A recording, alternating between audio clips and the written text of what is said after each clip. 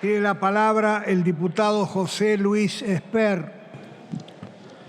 Gracias, señor presidente. Solicito su permiso para leer parte de mis palabras porque hace referencia a artículos y números muy específicos vinculados con el sector energético. Mis palabras van a estar concentradas en dos ítems: energía y en particular con la situación fiscal que está dentro del presupuesto. El artículo 16 se refiere a las deudas que va a asumir el Tesoro, o sea, todos los argentinos, que corresponden a Yacyretá, Nucleoeléctrica, Salto Grande, regalías, etc. Se insiste nuevamente en que todos los argentinos paguemos con más impuestos, más inflación y más pobreza como consecuencia de ello, barbaridades que han hecho otros gobiernos y este gobierno congelando tarifas para únicamente alimentar la mentira de un populismo inconducente.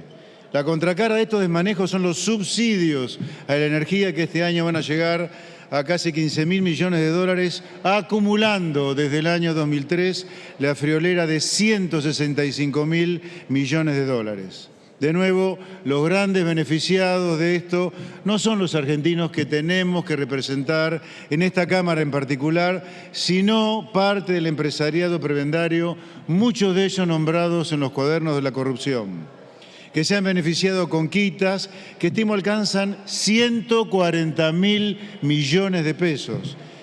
Largos planes de pago por las deudas que contrajeron y no pagaron a tiempo. Fueron planes a 8 años de plazo con tasas subsidiadas con más del 50% de subsidios por suma de miles de millones de dólares. Los artículos 23 y 24 se refieren a energías renovables. Me recuerda un viejo dicho que dice que los números no mienten, que los que mienten son los que los hacen.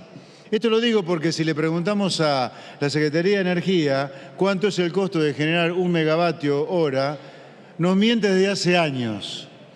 Y esto es así porque hay costos fiscales que no se consideran y no pagan CAMESA, no pasan por CAMESA, sino por la AFIP. Al costo económico de generación actual podría estimarse entre los 70 y 75 dólares por megawatts. Habría que sumarle unos 15, 20 dólares más. Los artículos 54, 55 y 56 nos ponen de nuevo a la empresa de Narsa sobre la mesa. Un monstruo creado por Néstor Kirchner solamente para robar.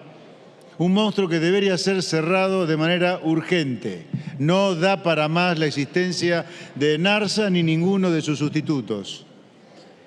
Llegamos luego al artículo 65 y luego pasamos a los artículos 89 y 90. Ahí de nuevo otra fiesta. Las provincias no van a pagar con detracción de coparticipación federal de impuestos las deudas millonarias que tienen con CAMESA. ¿Hasta dónde pensamos llevar el quiebre de CAMESA? ¿Por qué no lo explicitamos de manera más clara en lugar de continuar con esta fiesta donde CAMESA es el pato de la boda de empresarios prebendarios, corruptos y de provincias que a veces son directamente inviables y que le cuestan a nuestro pueblo sangre, sudor y lágrimas? En el capítulo fiscal, el presupuesto tiene una suposición de que la economía va a crecer 2% el año que viene. Eso probablemente no ocurra, sino que vamos a estar en recesión. Y la economía, según el presupuesto, supone que la inflación va a ser de 60%, cuando probablemente sea el doble. Esto va a significar que el gobierno va a contar con 6 billones de pesos, el equivalente a 20.000 millones de dólares, que va a poder gastar sin control de parte de los representantes del pueblo, o sea, de esta Cámara de Diputados. 20.000 millones de dólares que el gobierno podría destinar a engrosar las reservas del Banco Central en lugar de alquimias, por no decir mamarrachos, como el dólar soja, el dólar Qatar, el dólar Malbec y no sé cuántos dólares más. Se podrían acumular reservas genuinas con el exceso de recaudación que este presupuesto va a contar durante el año que viene. El gasto público crece 70% según el proyecto de presupuesto presentado por el gobierno. Ahí me parece una osadía, me parece una burla a los contribuyentes que el presupuesto tenga un gasto público creciendo 70%. Acabamos de sancionar en esta casa la fábrica de las leyes inconstitucionales como es la prórroga del impuesto a las ganancias, bienes personales, y la gente va a seguir pagando impuestos. Por si fuera poco, se sancionó también en el Congreso hace poco el acuerdo o el consenso fiscal con las provincias que le va a permitir a las provincias subir ingresos brutos más de lo que ya existe en un impuesto que ni debería existir. Simplemente por empatía con una sociedad que no da más de pagar impuestos, que deberían ser la obsesión nuestra como representantes del pueblo. El gasto público no debería crecer 70%, sino mucho menos. Afuera hay una sociedad que no da más de desempleo, inflación, pobreza e impuestos también. Y esta casa, la Cámara de Diputados, según el artículo 52 de la Constitución Nacional, es la casa donde nacen los impuestos.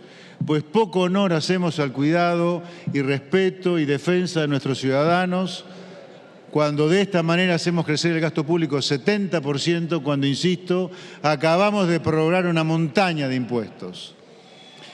En el presupuesto que presenta el gobierno, la deuda pública va a crecer cerca de 25.000 millones de dólares. Si le sumamos los 70.000 millones de dólares de crecimiento de la deuda pública en el periodo 20, 21 y 22, el periodo del presidente Alberto Fernández va a terminar con un aumento de la deuda pública, sin considerar la deuda cuasi fiscal, de casi 100.000 millones de dólares. Récord en la historia desde la restauración democrática.